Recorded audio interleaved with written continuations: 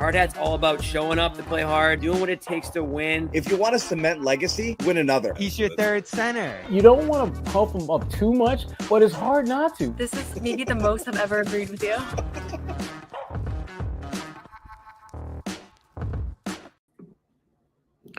Hey, Bobby Manning here. Welcome to a Thursday edition of the Garn Report. And we're going to talk about my beloved Pistons, probably my favorite team to watch outside of the Celtics this year.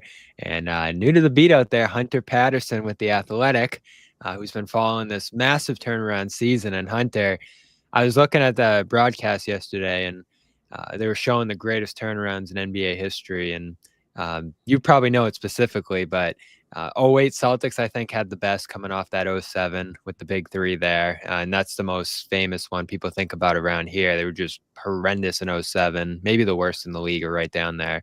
And then best in the league and champions the next year.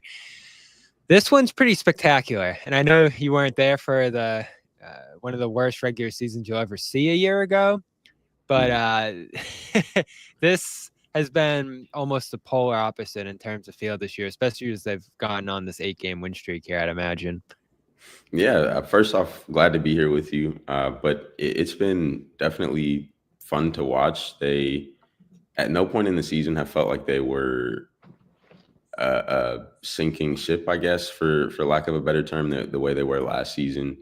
And they started this year on a 4-game losing streak. So I think people to start the year were a little bit nervous. They weren't really sure what to expect.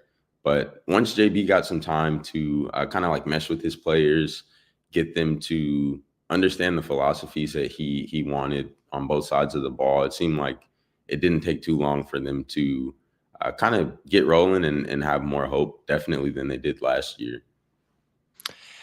Yeah, and you knew the pieces were there last year when you watched them, and Cade at the center of it's been stellar. I'm interested to see once the dust settles on this season and, they end up where they end up, where he'll be in that MVP conversation by the end, because I think he has a strong case, or maybe about as strong as a case of anyone outside of like the core 4 or 5 guys there who you always think about in that discussion. And fifth probably right up for grabs this year for anyone, Karl Towns or Cade or whoever you want to mention in that conversation there outside of Tatum and Jokic, SGA, and Giannis.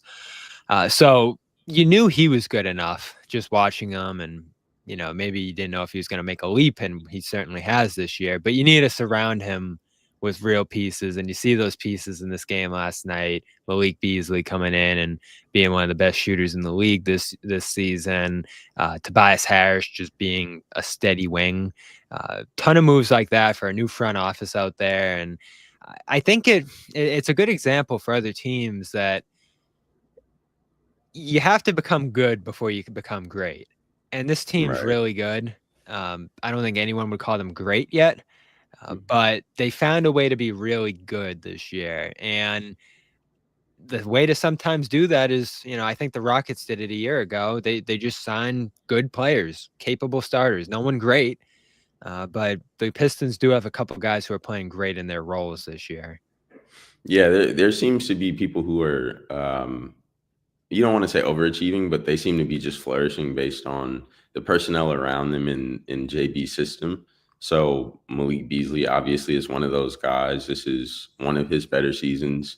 He's usually hovering around top 3 to 5 in three-pointers made this season. And some of the shots he takes, I think I've asked him about it earlier this season. Just you wouldn't expect a player to take some of the shots that he takes based on the degree of difficulty. And I think that can kind of catch defenders off guard sometimes. And he said that he's worked out with 2 7-footers jumping at him. He tries to set up all kinds of obscure workouts that probably wouldn't happen situationally in games, but if they do, he's prepared for them. So Malik's been a huge signing. I think Tobias and Tim have also been really good as far as vets in terms of JB's mentioned showing the younger guys just how to be professionals, what not to eat, especially on a team full of young guys who are in their early 20s. Plenty of things that I'm sure they want to eat that they probably shouldn't. and just really conducting themselves like professionals, getting enough sleep, making sure they're doing the right rest and recovery. So I think a lot has gone on behind the scenes as well that maybe isn't directly related to basketball that's helped them on the court. Yeah, and I could probably talk for 20 minutes about the year Beasley's having, but I just want to know where the shimmy came from. Yeah, I think he's been doing it for some time. It wasn't something that he just started doing, but I think he's in a more highlighted situation, I guess. Everyone is surprised that the Pistons are playing as well as they are. So with them winning 8 games in a row for the first time since '08, I think everything that they're doing is a bit magnified right now. So Malik is having fun shimmying. He's smiling. He's yelling at the crowd, having fun, banter back and forth. So I think he's loving just competing for the Pistons. Yeah, and I had the thought because he's bounced around a little bit at this point and obviously fell there, and it's been a great fit after a couple stops that didn't work out as well. He was a Celtics target probably around the time they made the Derek White move, and they were pretty consistently linked to him. I think that he was a guy they looked at as a defender/shooter type when they were trying to put those kind of spacers on the floor around Tatum and Brown, and it makes a lot of sense that he's enhanced Cade in the way he has. And I think Cade's actually in that similar spot to where Tatum was in, let's say, 2021, where you knew he was good. He had a ton of moments early on, showed promise, top pick, but he hadn't done it on his own yet in Tatum's case, or Cade's still trying to figure out, how to get a bad team going. And you didn't really have the pieces around him. Other young players like Killian Hayes, who didn't work out for some reason or another. Jaden Ivey, maybe not the most natural fit next to him either, as he's trying to figure things out in his career at that point. And so you just didn't have really shooting around him, but just consistency around him for him to be able to show the full promise there. And I've been one of his biggest fans for a long time since they drafted him there. And this is even blowing me away. 9.5 assists. I mean, that's a massive number. And, guys have to shoot well for you to be able to get the assists. But to get a number like that, you have to be making plays at the highest level, like a LeBron, Jokic, Chris Paul kind of level. And that's what he's quietly done this year. I don't think people fully realize just how dynamic of a playmaker he's been this year. I mean, is he the league leader in assists, or right up there with Trey probably, right? Yeah, he's third behind, I believe it was Jokic and Trey. Yeah. And so he's someone who you can feel it without even having to look up to the Jumbotron or like the stat sheet. You can see how influential he is in the offense. He's usually the one initiating it. Even if Asar, who's been initiating offense a little bit more as the season has rolled on, if Cade is coming off ball action, he's still probably going to find a way to draw enough attention and find a shot for someone else. And I think one of the things that is his best qualities, I guess, is his leadership. And JB Bickerstaff has mentioned that a few times throughout the season, where he says that Cade is really empathetic as a player and person more so. So his leading style is like, as he grows and he continues to become essentially a young star in the league, like he's pushing his teammates with him and he's not leaving anyone behind. Bickerstaff has mentioned how empathetic Cade is in terms of even just on a play-by-play basis. And he may know, all right, Tobias hasn't gotten a shot in 3 or 4 possessions. Let's make sure we get him a look, just so he can stay engaged and be just as a part of this as everyone else. So Cade's leadership, I think, has taken a step up this year. And then, as you mentioned, obviously it helps when you have shooters around who can help space the floor. So he's 23, 4 years in. When you think about Tatum at that stage of his career, and again, Tatum starts his career with Hayward and Kyrie and those guys who are, even Al Horford at that point in his prime, who are leading the team at that point, and he's thrust in by the Hayward injury. That gives him a little push. He's playing in big games early on. So it's a different circumstance for Cade here. through the first 4 years where Cade's mostly losing, injured one season as well with the shin thing that was super disruptive to his second season. So 4 years in, Tatum hits this wall. Horford's gone at that point. Kyrie's gone. All these veterans are gone. And it's just he and Brown trying to figure it out. And that ends up, it's not a losing season. They still make the playoffs, but it's a pretty rough season. They change coaches, all that.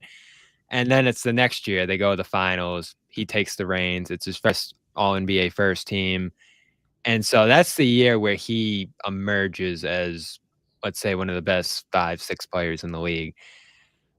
For Cade, I don't know. Where are you putting him in the league echelon at this point? Like, based on how he's played this year? Maybe like top 15, 20, possibly? I would say definitely top 24 just based on the fact that he was like an all-star. An all-star. Yeah, and I would say 15 to 20. I think most nights I've been around the team and watching, I can probably pinpoint maybe possibly 10 games where he wasn't the best player on the floor. And that goes for earlier in the season when they were playing Phoenix and he hit like a step back to close it out over KD, and KD was like, yeah, I actually do think he's an all-star. I have a lot of respect for him. That went for earlier in that same road trip when they beat the Lakers in Staples. So I think Cade has really, at this point, it's like whether he's getting like most of his numbers early on in the game or whether it like progressively comes throughout the game, by the end of the game, he's usually going to have around 25-ish, 8 and 6 or 7. So it's reliable. He's playing really efficient, especially over this 8-game streak. He's shooting about 50 from the field, and I want to say like mid 40s from 3. So he's found his rhythm. I think you can't really speed him up. He's only 23, but he has a really mature game. He's really poised. He doesn't really get too flustered in any situation. So I think the sky's the limit for him, and he thinks that he can be as good as anyone. Yeah, so I was going to ask you, what's that next leap going to look like for him? Is it playoff performances? And they're certainly in play to get there this year and maybe make a little noise. Is there any specific part of his game? What would you look at and say for him to reach that next, echelon of stars there at the very top? What's it going to take? I think he's explored with playing in the post a bit more this year, and Jared Jack is a coach who's been closest to Cade for the last couple of years. And I spoke with him earlier on in the year as well, just about what's kind of the same question, what's been working so well for Cade. And he alluded to the post and how he called it a good command center for Cade just because of his size and usually his matchup with other point guards. If you're going to keep another guard on him with Cade being about 6'7", he usually can draw double teams. If you don't double him, he can back his way down into the post. He works on like hook shots in practice on both hands. So he's like really comfortable in operating out of the post. And then I think we talked about his passing ability. He has a good enough vision to find his teammates when doubles do come. And he's also patient enough to let the doubles come to find his teammates. So I think him operating out of the post more as postseason basketball comes around and the game is played much more in the half court, and it's not like you're just able to get up and down in transition. I think the more he operates out of the post, the better for the Pistons. Yeah, so take me inside that game last night. You could just tell it was an important night for the franchise, for the city. 7-game win streak turns into 8, longest since 2008, and I think that's the last time they won a playoff game, I believe, at this point. It looked like there was some real energy in there, and I know all the players after talked about that as well, and especially as the game starts getting out of hand for Boston. There certainly wasn't at full strength, and it's not, I guess, totally indicative on a back-to-back of what the Celtics usually look like there. But I do think the Pistons deserve a lot of credit for punching early. Tatum's still out there. They still took advantage of those minutes. They still drove it up late.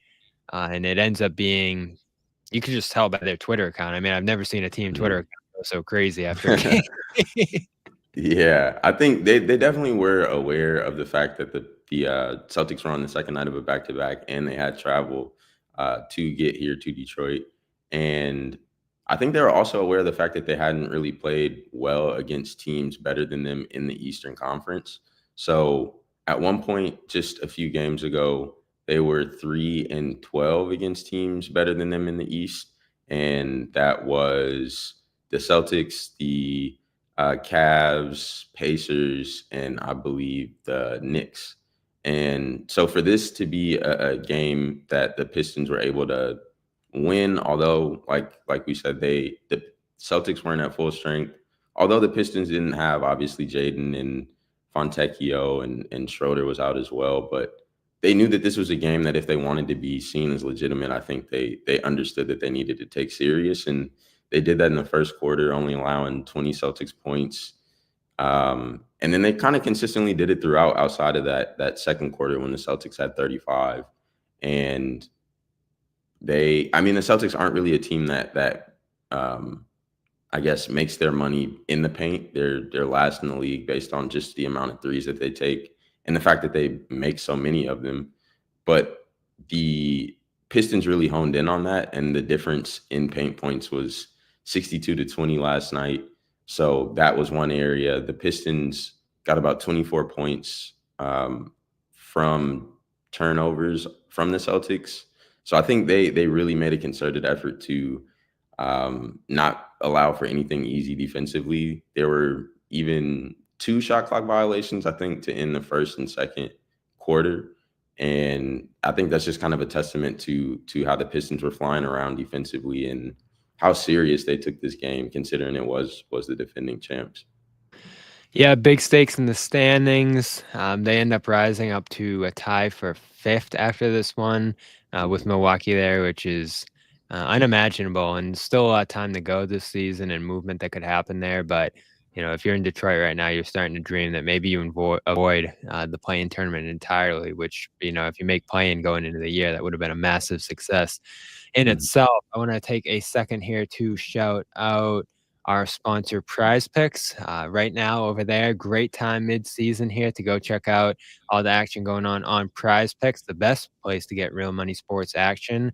With over 10 million members and billions of dollars in awarded winnings, they've made daily fantasy sports accessible to all. So Cade, a guy who's fun to play with there on your team if you can get him, and whether it's the points or assists every night, you pick more or less on any stat category for 2 players at the very least, and you have a shot to make up to 1,000 times your cash. So run your game all season long on Prize Picks, available in 30 states. Again, 10 million users. You can compare your teams, compete, all that sort of stuff, and they have the flex play, which means you can still cash out even if your lineup isn't perfect.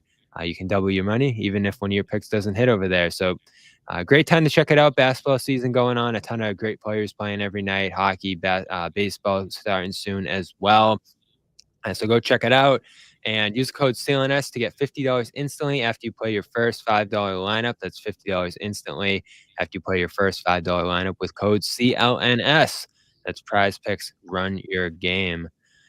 So is the city behind them yet, Hunter? Because I talked to someone from Detroit at this event in Boston the other night, and I was like, I watch a lot of games, and they're playing great. They're this really fun team, but the stands look pretty empty. And you understand it, right? Just the nightmare season last year, so many bad years going back a while now. And maybe the city just soured on them a little bit over that span, and they're still trying to see if they fully believe in what they're doing right now. The person I talked to said the Lions a big deal too. It was Lions all year, and now you're just sort of coming down from that. I wonder how much this city is realize what's going on right now, and is it starting to increase at all the anticipation of maybe a playoff run happening here? It almost felt like fans were afraid to invest themselves just based on how the last couple of years have gone. So I think they were like, okay, like they're winning. Let's continue to pay attention to the Lions if they keep winning, we might pay more attention.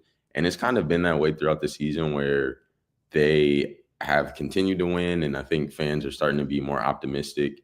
And another thing too, I'm not really sure. I'm not aware of the ticket prices for the games here at Little Caesars Arena, but usually there are more fans in the upper bowl and things. There may not be as many in the lower bowl, but there's usually a bunch of people in the seats that may be more affordable. And yeah, I think they've pretty consistently been there throughout the season.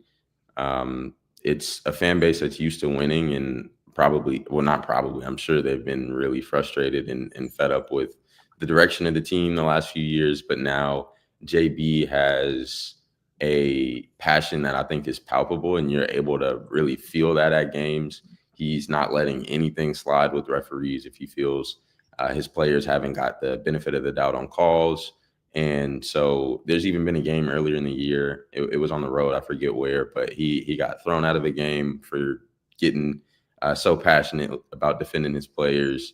And Asar Thompson earlier in the season, he mentioned that type of energy from the head coach makes you want to play it even harder for him. Even if you know that sometimes maybe the ball did go out of bounds on you, but because you're arguing and JB sees that and he's going to go to bat for you, that could give you a little extra oomph to dive on a loose ball, because you're like, I know my coach is behind he has my back. So that's extra incentive for me to play even harder. But yeah, I think this team is really starting to develop a culture, and the fans are starting to embrace that as well. Malik Beasley, he's someone who fans here love, and he's Trajan mentioned around the trade deadline. He was like, please don't trade me. I love playing here. He has said a ton of times his mom is from Detroit. There was a funny picture going around on Twitter where during his draft process, the Pistons tweeted a photo of him when he was like a teenager or like early 20s around the time he was being drafted. And it said that his mom was from here. He's sitting there in like a business casual outfit. And he quote tweeted it because it had been going around from years ago. And he's like, wow, this is crazy, like full circle kind of situation. And so he has connections to Detroit. There's been people who like take photos with him at gas stations. He's just like putting gas in the car, getting snacks, whatever. And so he's really approachable. People love him. And yeah, I think the city is for sure behind the team. So this win for Detroit broke a 12-game losing streak against the Celtics. And yeah, if you go back to 2021, there was a little stretch there where they're playing them tough. They had a couple upset wins, and it's like, all right, this is a tough matchup for the Celtics there, even in that 2022 year where they got that last win on a 1-point game. But since then, especially the bad year there, Sadiq Bey's gone, who was a bit of a Celtics killer, Jeremy Grant too. The team just changes so much, and it gets so young that the Celtics just start dominating the matchup again here, and you're not really thinking of them all that much. But started this year, close-ish game in Detroit, a pretty competitive one early on in that schedule. I think it was like the second or third game of the year. Ivy goes off for 26, and Ivy broke his leg halfway through this year, which makes this run even more amazing that they're on right now. And I think he might be coming back in the near future here potentially, which is amazing to think about. So that's a close one, gets away from Detroit. Second game, another close one, another competitive one in Boston. Cade and Tobias both scored 27, Brown 28, Kristaps 26, and Hauser goes off for 20, and that's enough to pull the Celtics through at that point. So they get the second one too, and then the third one's a bit of a blowout in Boston. So 3-0 at that point. You're not thinking too much of the Celtics or the Pistons at that point if you're the Celtics. But after that December one in Boston, I came away from it and I'm like, that playing spot's wide open for anyone really here. They had been decent at that point. I think, still hovering around 500 at that point. And I'm like, they look good. They look competitive. They obviously want to start moving in that direction. They're not a team thinking about the draft too much here, whereas a ton of other ones in the East are. Mm-hmm. We could see Celtics Pistons round one That's what I thought. Late January, I'd say, or late December, I'd say. And so now that's obvious. Like, they're going to be one of those teams that's in that picture for 7 potentially. They have the Celtics stay at 2. But now, there's 20-something games left. They have 4.5 games on Orlando above that 7 line. And if they play consistent basketball down the stretch here, Orlando's so streaky. Miami's bad right now. Atlanta's injured and not great. And then there's no one really below that that's going to go on a run. They might be safe above that play-in line. Where are you starting to picture this team at the end of the season here? I think if they keep playing the way they are now, there's a real case to be made for them staying at the 6th seed and possibly moving up to the 5th. The Pacers are playing well. Bucks are the Bucks. They're 6-4 in their last 10. Dame and Giannis. Kuzma now is with them, and I think he's been playing pretty decent. So those teams don't really give me any reason to believe that they're going to start to dip during the last 20-ish games of the season. But again, I think the Pistons are playing well enough that they don't really seem like they're due for any backtracking either. So I think 6 is realistic, possibly 5. They could end up at 4 just based on how close it is between these 3 teams as well. But I think 6 seems realistic, and I do imagine that they probably will at this point avoid the play-in. Yeah, and if it is 6, Knicks are pretty locked in there at 3, and spend close games for the most part. The one in January, Pistons win at MSG. Cunningham goes off for 36 in that one. They win the December one at MSG as well, and another Cade big game with a triple-double, 15 assists. So they've played the Knicks well here, and there's reason, there's a little bit of a Knicks panic earlier this week after that Celtics game and the Cavs game certainly there, and there's reason to think if injuries stack up, it's a pretty thin Knicks team, that's a series you could at least compete in if you're the Pistons. That's how I'd feel about them in that one. And then obviously the Celtics would be lined up in second round at that point. If it's Celtics Pistons round 1, the 3-pointer is the big one there. And it's kind of crazy because the Celtics shot so well from 3 in that game last night, 14-26 to start, and they still lose going away. So maybe that's not as big of a concern in this matchup, given some of the other stuff that the Pistons do, scoring in the paint, running, playing pretty solid defense. So as far as first round opponents go for Boston, if that's what it would look like, this one's probably among the tougher that they could end up seeing here. How would these 2 teams stack up among the several that the Pistons could end up seeing if they make the playoffs? I think the Pistons definitely will want to play the Knicks before playing the Celtics, but I think Cade is very confident playing anyone, especially the Knicks this season, especially in Madison Square Garden, it feels.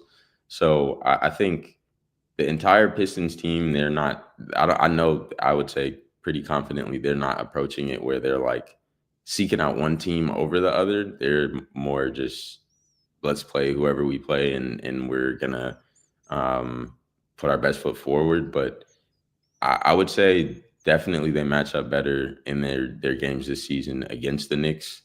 But I don't want to say have like a formula for success, because if that were the case, everyone would be more competitive against the Celtics, and that's not been the case this season.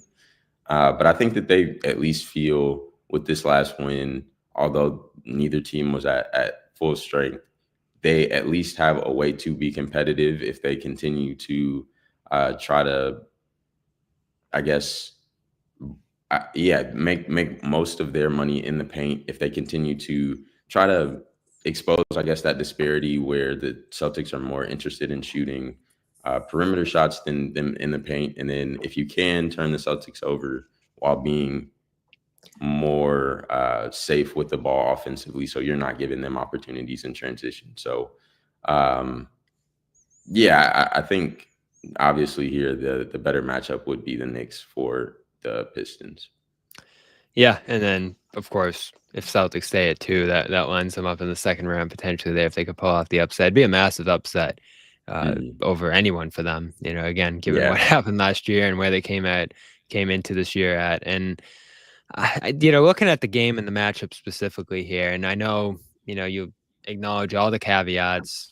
Brown out, Cornette, who's been great for them lately, missed the game. Hauser wasn't himself, who's been awesome for them at different points. But you mentioned the thing the Pistons are able to do here that not many teams have done against Boston, and that's slow Porzingis, who's been out of this world since he came back from the injury.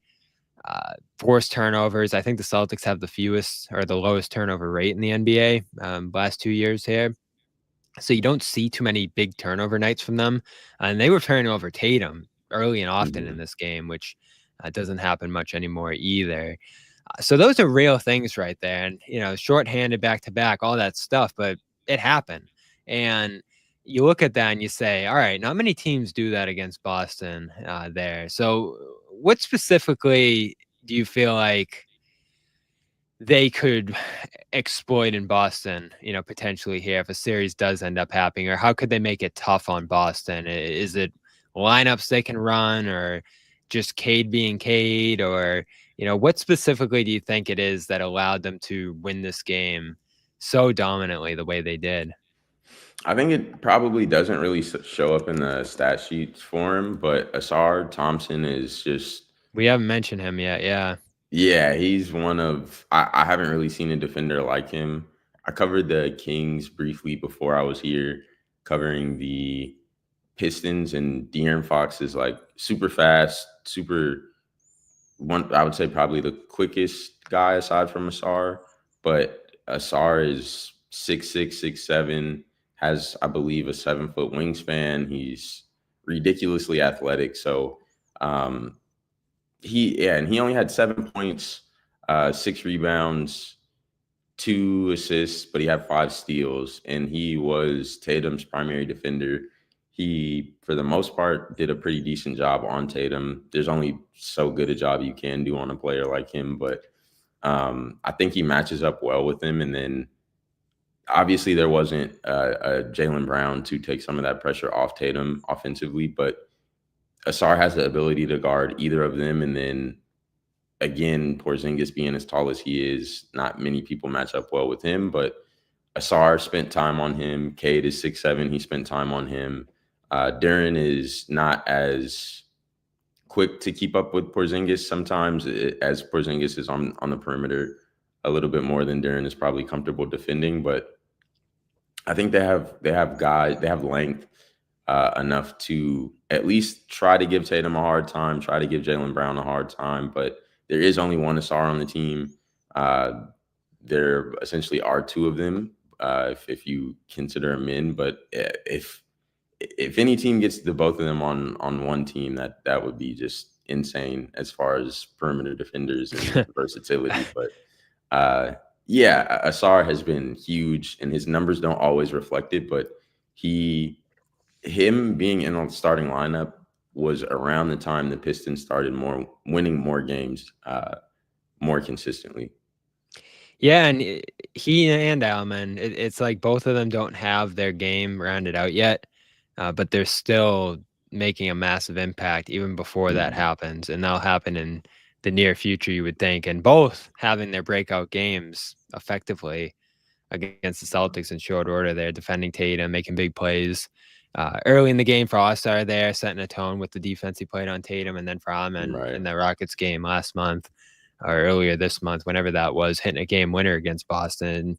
It was pretty crazy seeing both of them flourish, a month apart against the Celtics here. And coming out of this game for the Celtics, I think we all sit back. They won 6 straight coming in. They've looked like themselves for a little while now. They're stabilizing at that 2 spot. Look like they're going to stay there at the very least. And if they're healthy come playoff time, they're probably still the favorite in the East, even though Cleveland's number 1 right now. And they're going to play each other tomorrow, which will be fun. How do you feel about them? Are they still that team? Are they still that one that everyone's going to have to look to here and try to figure out? Or is it going to be a more even slate, maybe in the East or just across the league this time around for the Celtics to try to repeat here? Because so much of their season has been sleepy and just trying to get through things, injuries, long schedule, whatever else, Mhm. back yesterday. So they've had more than a handful of these kind of weird games. I think most people have just written them off. But do you think the scale is more even across the league this year and that more teams could end up challenging them, unlike last year where they just rolled through the playoffs? It does seem like there's things are a little bit more even this season, but I personally, although the Cavs have the best record in the East, I don't necessarily trust them more than I do the Celtics, just based on the amount of experience the Celtics have, the cohesion the team has. Joe's been there for some time now, even before he was head coach. And with Kenny in Cleveland for his first season, I want to say this is still first few years Darius Garland and Donovan Mitchell have been playing together. I mean, I guess it's kind of ironic because Donovan was on the Jazz when they were really good in the regular season, and I didn't necessarily believe in them a few years ago. And it feels somewhat similar. This Cavs team is better to me than that Jazz team was. Obviously, personnel-wise, Evan Mobley is ridiculous. I think they play really well as a team, but I would still say I think the Celtics would be my pick to come out of the East. But then on the West, it's really competitive. The Thunder kind of have a little bit of the same stigma where it's like I want to see them do it in the playoffs before I really officially believe in the Thunder. But Jokic, he's playing out of his mind. He's having his best season so far, which it seems like each season he finds a way to do. The Grizzlies kind of possibly think they're up there a little bit as well, but it seems the Celtics still are the defending champs, the team to beat. Although it's kind of open this year.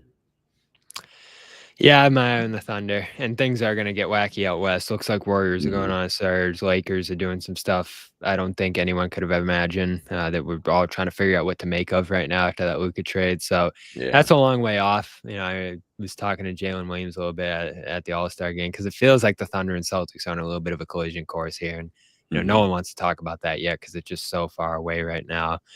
So we'll see what happens. Pistons would be interesting if it ends up happening come playoff time. So keep a close eye on them. They're fun to watch. They're fun to follow. I've been doing it a lot this year.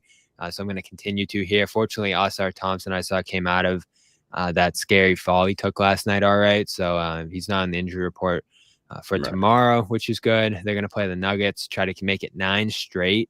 Which is crazy to think about. And the Nuggets are in Boston on Sunday, so all the more reason to watch that game. And then, of course, the Celtics have the Cavs tomorrow night in Boston for the final time this year. Celtics did win the season series over Detroit here 3-1, but big statement for the Pistons in the final game on Wednesday. Check out Hunter Patterson's coverage over at The Athletic, as well as over on Twitter at Hunt Patterson _ on Twitter. We'll tag you in it and all that, Hunter. But great to meet you here and great to have you on the show for the first time. Likewise, I appreciate you. I've definitely been following your work as well, so it's great to chop it up with you. All right, and we'll have post-game coverage tomorrow. Check that out. We'll be over at the Garden for that one as the Celtics begin a massive homestand here on CLNS Media and Celtics All Access. This has been a Thursday edition of the Garden Report. We'll talk to you tomorrow. Peace.